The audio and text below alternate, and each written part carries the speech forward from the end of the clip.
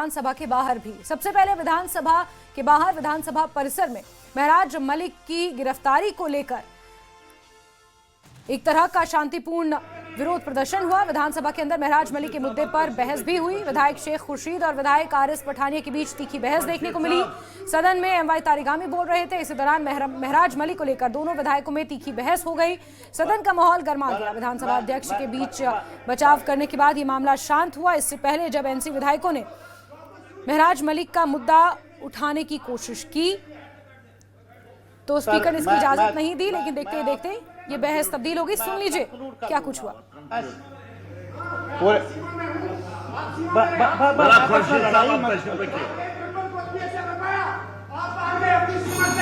खुर्शीद साहब आपको टाइम मिलेगा, अभी आपको टाइम मिलेगा।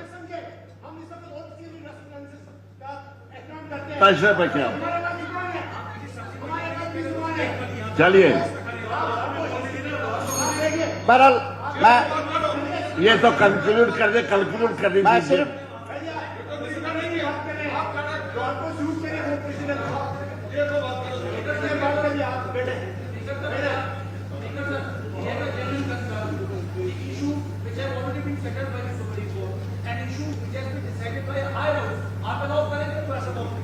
चले एक senior member he is concluding now, he is concluding. Sir तशरीफ रखिए। सर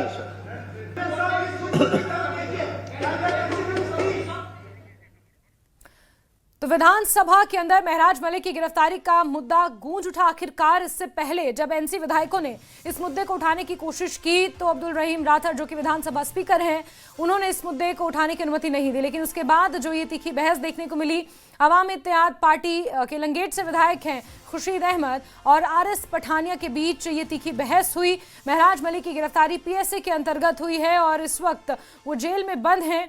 उनकी रिहाई को लेकर विधानसभा परिसर में भी इससे पहले एनसी और कांग्रेस के विधायकों ने हाथ में पोस्टर्स लेकर कुछ कागज लेकर विरोध प्रदर्शन जताया था। हालांकि शांतिपूर्ण तरीके से किया, लेकिन विधानसभा के अंदर आज पहले ही दिन विधायक महराज मलिक की गिरफ्तारी का मुद्दा जोरों शोरों से गूंजा, जिसमें लंगेट से विधायक खुर्शीद अहमद जो कि बारामूला से सांसद इंजीनियर रशीद के भाई हैं, उन्होंने इस मुद्दे को जोरों शोरों से उठाया और आरएस पठानिया बीजेपी विधायक हैं, उनके साथ बहस हुई।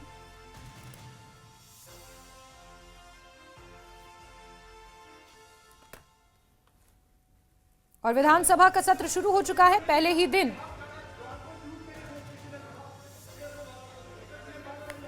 ये बहस देखने को मिली। बीजेपी और आवामी इत्तेहाद पार्टी के विधायक खुर्शीद अहमद और मुदस्सिर कादरी हमारे से ज्यादा जानकारियों के साथ फोन लाइन पर मौजूद है। मुदस्सिर, महराज मलिक के मुद्दे को लेकर पहले तो परमिशन नहीं दी गई, लेकिन उसके बाद फिर देखते देखते ये बहस में कैसे तब्दील हो गया? देखिए, जिस तरह से कोशिश की गई सुबह से ही कुछ लेजिस्लेटर्स की तरफ से कि महराज मलिक के मुद्दे को जो है ऑबिचुअरी रेफरेंसेस के दिन में ही जो है उसको उबारा जाए, लेकिन स्पीकर ने इसकी बिल्कुल भी इजाजत नहीं दी, कतई तौर पर इजाजत नहीं दी।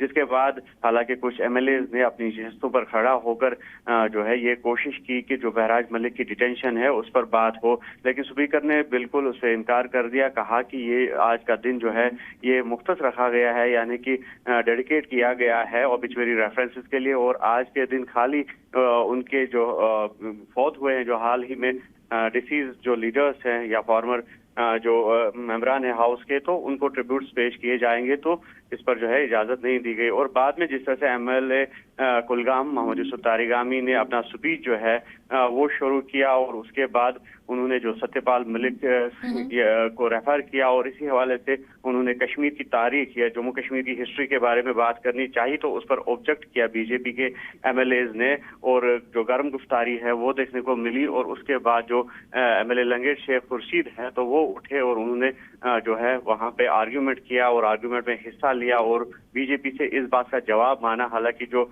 महराज मलिक की चेयर को उन्होंने रेफर किया, जो खाली कुर्सी की खाली निशस्त थी एमएलए डोडा की महराज मलिक की, तो उसको उसकी तरफ इशारा करते हुए बीजेपी एमएलए से कहा कि इसका जवाब दे कि ये कुर्सी खाली क्यों है, यानी कि महराज मलिक इस वक्त बंद क्यों है और जो उनकी नजरबंदी है या उनका डिटेंशन जो है तो उसको बिला जवाब ठहराया जो ये हाउस के मेंबरान थे। तो इसके बाद स्पीकर ने इंटरवीन करके जो है इस बहस को खत्म कर दिया और कहा कि ये मुद्दा जो है ये जो आइंदा दिनों का सेशन है उसमें उठाया जा सकता है। तो फिलहाल जो ओबिचुअरी रेफरेंसेस है तो अपील की गई मेंबरान असेंबली से कि इन्हीं ओबिचुअरी रेफरेंसेस पर कायम रहे और उन्हीं पर बात हो। जी ठीक है मुदस्सिर, बहुत बहुत शुक्रिया हमारे साथ जुड़ने के लिए। तो एक बार स्पीकर की इंटरवेंशन के बाद, स्पीकर ने जब इंटरवीन किया उसके बाद ये मुद्दा शांत हुआ। और आज का दिन क्योंकि ओबिचुअरी रेफरेंसेस यानी कि श्रद्धांजलि के लिए रखा गया है, जो दिवंगत नेता हैं उन्हें आज श्रद्धांजलि दी जानी है, और ऐसे में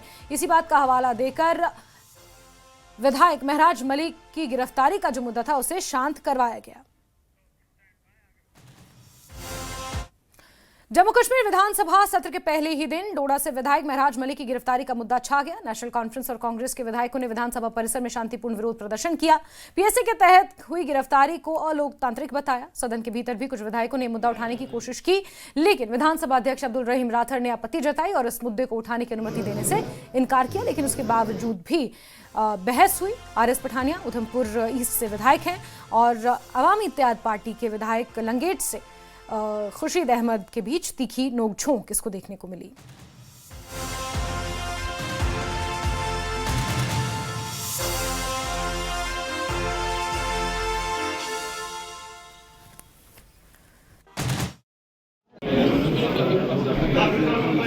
महराज मलिक साहब एक चुनिंदा अपने लोगों के नुमाइंदे हैं और नेशनल कॉन्फ्रेंस और हम सब उनके जो कुलीग्स हैं ये चाहते हैं कि महराज मलिक एक चुनिंदा है, उनको लोगों ने चुना है। इस जमहूरियत का सबसे बड़ा गहना है कि लोग वोट करते हैं और अपना चुनिंदा नुमाइंदा असेंबली में भेजते हैं। हम चाहते हैं और हमारी अपील होगी कि जल्द से जल्द महराज मलिक साहब को रिलीज़ किया जाए ताकि वो भी अपने जो फ़राइज़ हैं, अपने जो एमएलए जो इस असेंबली में करना चाहते हैं वो करें। और मुझे लगता है चुनिंदा नुमाइंदे को कभी अरेस्ट नहीं करना चाहिए। हम फिर से बाहर एक बड़े साइलेंट प्रोटेस्ट में हैं कि किसी तरीके से महराज मलिक साहब को यहाँ रिलीज़ किया जाए ताकि वो असेंबली में आके अपने लोगों की तर्जुमा।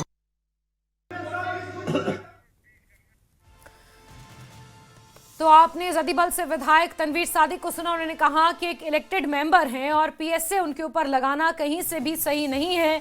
सदन में भी इसको लेकर बहस हुई। विधानसभा परिसर में भी शांतिपूर्ण प्रदर्शन किया गया और महराज मलिक की रिहाई की मांग की गई। दरअसल डोडा डीसी को लेकर जो अभद्र भाषा उन्होंने इस्तेमाल की थी, सोशल मीडिया पर जो गाली गलौज किया था, एक उपचार सेंटर को स्थानांतरित करने का ये मुद्दा था जहां से पूरा विवाद पनपा और महराज मलिक की गिरफ्तारी पीएससी के अंतर्गत हुई है, जिसका विरोध उस वक्त भी कई विधायक कर रहे थे जब उन्हें गिरफ्तार किया गया था। और उसके बाद आज विधानसभा के पहले दिन ये मुद्दा जोरों शोरों से गूंज उठा।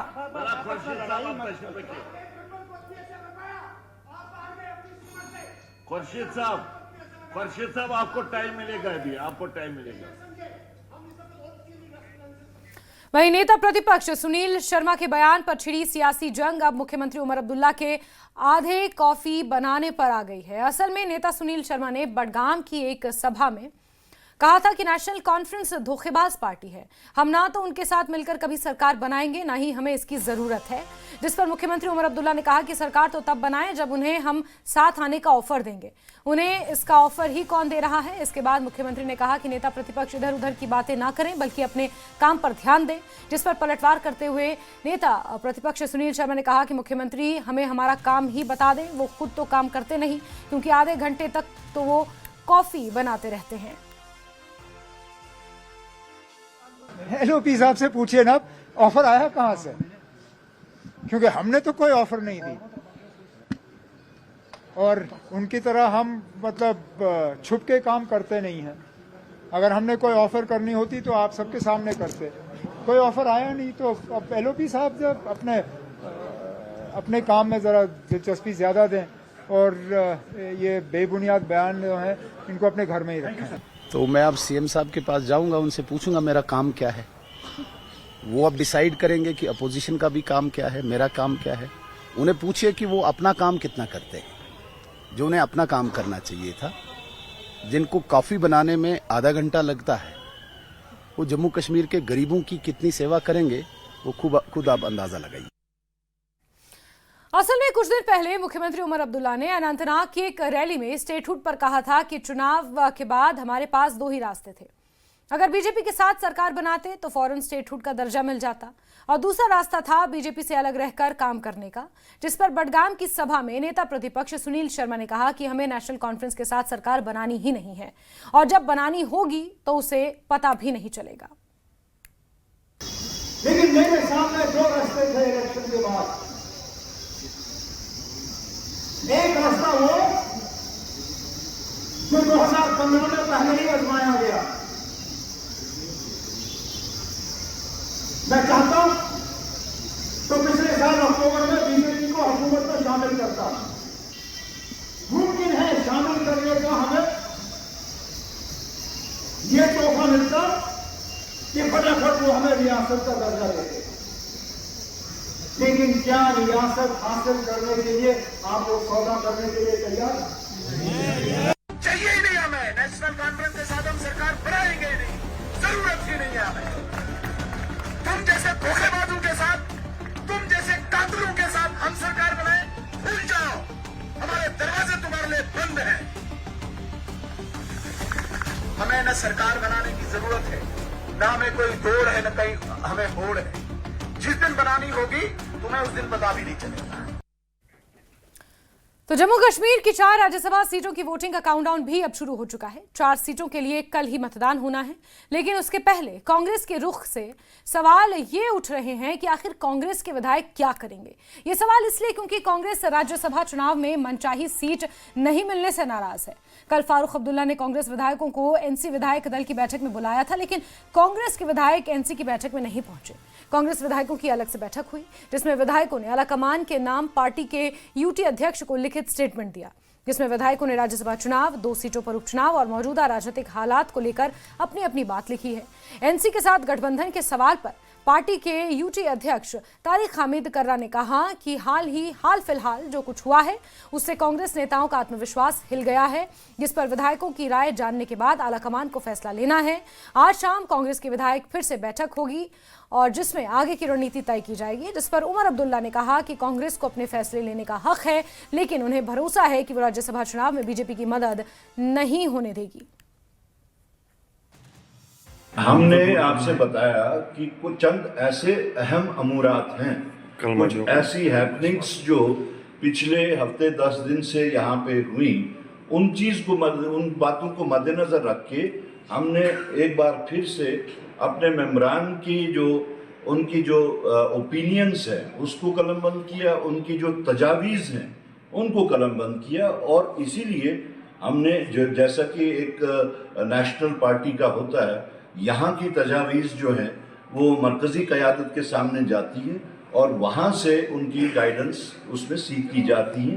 तो यहाँ से हमने जो भी तजावीज़ दी उसके ऊपर वो वहाँ पे सलाह मशवरा करके उनका अपना सिलसिला, उनका अपना तरीका होता है। उनकी पार्टी और हमारी पार्टी में इतना तो फ़र्क है कि उनकी जो यहाँ पे लीडरशिप है उनको अपने हाईकमांड के सिग्नल का इंतज़ार करना होता है। हम अपने फैसले यहीं करते हैं, लेकिन ये कोई नई बात नहीं है, ना इससे किसी को कोई परेशानी होनी चाहिए। उनका हाईकमांड का भी सिग्नल तो ऐसा नहीं होगा जिससे कि बीजेपी को फ़ायदा हो। लेकिन जिस तरह नगरोटा की सीट के लिए भी, हालांकि वो लड़ने के लिए तैयार थे लोकल लेवल पे, लेकिन हाईकमांड के सिग्नल का इंतज़ार कर रहे थे। हाईकमांड ने वो सीट नेशनल कॉन्फ्रेंस के लिए छोड़ी और हमने अपना उम्मीदवार जो है मैदान में उतार दिया। और नेशनल कॉन्फ्रेंस के साथ विवाद के बीच आगा रुहुल्ला ने एक्स पर पोस्ट किया है और ये पोस्ट कई सवाल उठा रहा है। आगा रुहुल्ला ने लिखा कि मुझे किसी एजेंसी या पार्टी ने नहीं बल्कि जम्मू कश्मीर के लोगों ने बनाया है। जम्मू कश्मीर के लोगों ने जो मुझे सिखाया है वो कोई राजनीतिक पार्टी नहीं सिखा सकती। मैं हमेशा उनके साथ खड़ा रहूंगा क्योंकि जम्मू कश्मीर के लोग मेरी पहली और सबसे बड़ी प्राथमिकता रहे हैं और हमेशा रहेंगे।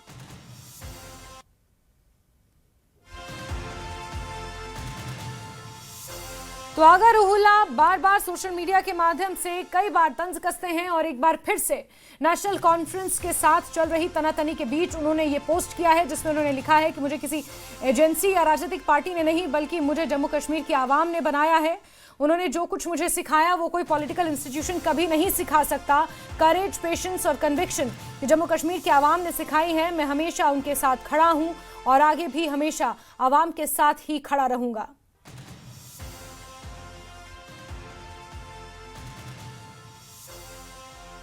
तो श्रीनगर से सांसद आगा सईद रूहुल्लाह मेहंदी ने एक बार फिर से सोशल मीडिया पर ये पोस्ट किया है और समय समय पर वो इस तरह के पोस्ट से संदेश देने की कोशिश करते रहते हैं। और ऐसे समय में जब बडगाम में उपचुनाव होना है और उन्होंने सीधे तौर पर बडगाम उपचुनावों में प्रचार करने से बिल्कुल मना किया है और यहाँ तक कि उनके किसी तरह के बयान और पोस्टर्स इस्तेमाल करने पर भी उन्होंने सख्त एक्शन और डिसिप्लिनरी एक्शन लेने की बात कही है। ऐसे में एक बार फिर से उन्होंने सोशल मीडिया पर पोस्ट करते ये तंज कसा है।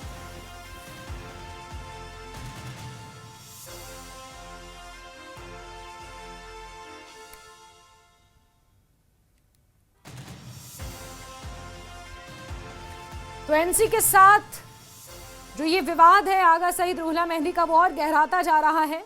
इस बीच आगा सईद रूहुल्लाह मेहंदी जो कि श्रीनगर से सांसद हैं नेशनल कॉन्फ्रेंस के, उन्होंने एक बार फिर से सोशल मीडिया हैंडल पर ये पोस्ट कर ये संदेश देने की कोशिश की है और उनका ये रवैया बडगाम उपचुनावों में क्या असर डालेगा, सभी की निगाहें इस पर अब टिकी हुई हैं क्योंकि बडगाम उनका गढ़ रहा है, विधायकी वहाँ से उन्होंने शुरू की, उनका पैतृक गांव भी है, पारंपरिक उनका गांव है और वहाँ पर एक रूहानी लीडर के तौर पर और ना ही सिर्फ बडगाम पर आसपास की जो कॉन्स्टिट्यूएंसीज हैं वहाँ पर भी आगा रूहुल्लाह मेहंदी का अपना एक वर्चस्व है, अपनी एक साख है, ना ही सिर्फ एक पॉलिटिकल लीडर के तौर पर बल्कि एक दीनी लीडर के तौर पर भी, एक रूहानी लीडर के तौर पर भी उनकी पहचान है, लोग उन्हें जानते हैं और मानते हैं। और ऐसे में अब नेशनल कॉन्फ्रेंस दो धड़ों में बटी हुई नजर आ रही है जिसमें दबी आवाज में कुछ नेता ऐसे हैं जो आगा रूहुल्लाह के समर्थन में हैं लेकिन खुलकर सामने नहीं आ रहे हैं, लेकिन कुछ ऐसे लीडर्स हैं जो आगा रूहुल्लाह को लेकर साफ पहचानने से भी मना कर दे रहे हैं, जिसमें डिप्टी सीएम सुरेंद्र चौधरी का नाम भी शामिल है। और ऐसे में आगा रूहुल्लाह ने एक बार फिर से जो ये पोस्ट लिखा है उन्होंने ये स्पष्ट किया है कि मुझे किसी ने नहीं बनाया, जम्मू कश्मीर की आवाम ने जो पेशेंस, जो करेज और जो कन्विक्शन मुझे सिखाई है उसका नतीजा ये है कि मैं हमेशा आवाम के साथ खड़ा रहा और आगे भी खड़ा रहूंगा। और यहाँ पर आपको ग्राफिक्स के जरिए भी बता रहे हैं कि आगा रूहुल्लाह को लेकर किस तरह की प्रतिक्रियाएं सामने आ रही हैं, इसीलिए ये सवाल भी उठ रहा है कि आगा पर शुरू हुई ये आग आखिर कब बुझेगी। और आगा रूहुल्लाह को लेकर सुरेंद्र सिंह चौधरी का भी बयान सामने आया है, बीजेपी नेता अल्ताफ ठाकुर ने भी इसको लेकर प्रतिक्रिया दी है। तो आगा सईद रूहुल्लाह मेहंदी को लेकर नेशनल कॉन्फ्रेंस के बीच जो तनातनी का माहौल देखने को मिल रहा है वो इन तीनों चुनाव जिसमें राज्यसभा की 4 सीटें हैं और खास तौर पर नगरोटा और मुख्यतः बडगाम चुनावों को किस तरह इंपैक्ट करेगा ये देखना काफी महत्वपूर्ण रहेगा। आगे बढ़ते हैं बांडीपुरा